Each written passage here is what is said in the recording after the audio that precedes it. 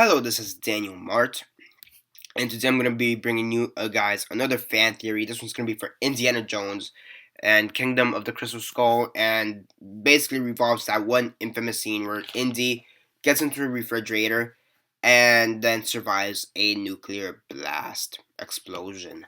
So, yeah, and I'm going to go off and start off by saying that I actually haven't seen Indiana Jones and Crystal Skull in the Kingdom of the Crystal Skull. I actually haven't seen any of the Indiana Jones movies except for the first one, Raiders of the Lost Ark. That's the only one I've seen. So, yeah, you could kill me later. But I know more or less every single plot point of the Indiana Jones movies, but the only one I've actually seen is Raiders of the Lost Ark. So, yeah. Now, in this fan theory, we're going to be deducing, I guess, as to how the hell can Indy survive in a fridge nuke, I guess. Yeah, and inside a fridge when there's a nuclear explosion.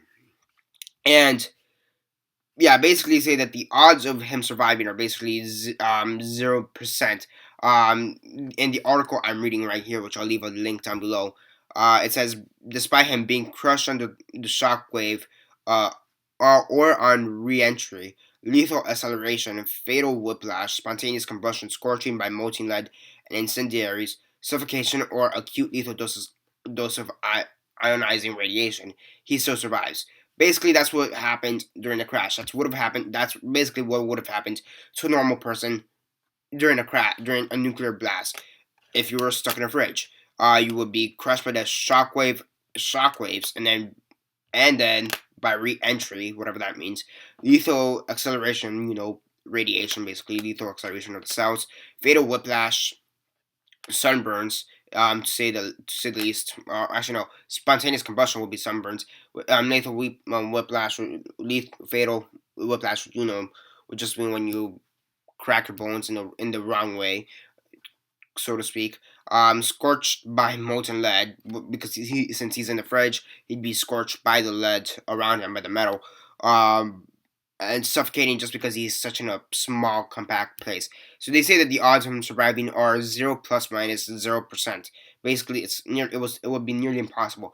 However, there's really only one possible way as to how he could have survived, and that is because in one of the previous movies, he did drink from the cup of Christ. Now, although although that might not have granted him eternal life, that would really just help him survive. So, despite the fact that I didn't grant him eternal life, he's not going to live forever. He is going to die eventually. It did give him some kind of regenerative factor to him, so hence he's dying slowly. He's not necessarily aging slowly, because we do see him age, but he is dying slower than most people would. So, because of the regenerative factor and all that, that is how Indiana Jones is able to survive this. So, yeah, there's really one of two ways you could go with this theory. You could either go with this theory, which is that because he drank from the cup of Christ, he's able to get regenerative factors, or the fact that he's in some kind of purgatory state. The rest of the movie is just him in some kind of purgatory state. So you could go. There's really only one or two ways I could go with this theory. He's either A, in some kind of purgatory state, which I don't really know much about that theory because I haven't researched it, or this theory that the reason he survived is because he drank from the cup of Christ, and that kind of gave a regenerative factor. He doesn't feel that much pain. He gets to heal faster, etc., etc. So yeah, when you're talking about Indiana Jones and when it's more controversial factors, I guess, and within its movies, I think this kind of explains it that a bit. It doesn't really explain it that well. It explains it like shit, to be honest. Or at least the person who wrote the article explained it like shit. And then it's just me regurgitating shit. So that came out wrong, but yeah, I'm pretty sure there are articles that are better written that explain it better. But because the article I'm reading off is kind of bullshit, like, oh yeah, you survived because of Cup of Christ and stuff. So yeah, I'll probably find a better article before I post this up. So yeah, but honestly, I guess that makes sense to a certain degree. I guess it's almost like drinking from the fountain of youth.